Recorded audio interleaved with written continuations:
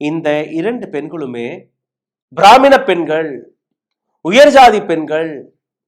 இந்த சம்பவமும் இதே பீகார்ல தான் நடந்திருக்கிறது. பீகார்ல இருக்கக்கூடிய சப்ரா என்கிற இந்த இடம். ஆனால் இந்த உயர் ஜாதியினர்கள் ஏழையாக இருக்கிறார்களா?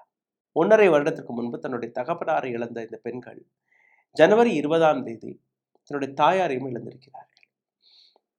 கையில் காசு இல்லை, இருந்த பணம் எல்லாம் மருத்துவமனையில் செலவாகிவிட்டது. வீடு வீடாக, தெரு தெருவாக உதவிக்காக இந்த பெண்கள் கதவை தட்டியிருக்கிறார்கள். கிராமம் முழுவதும் தட்டியிருக்கிறார்கள். யாருமே இந்த பெண்ணிற்கு உதவவில்லை. இதே ஆண்ட பரம்பரை, இதே உயர் ஜாதியினர்கள் கதவை திறக்கக்கூடவில்லையா?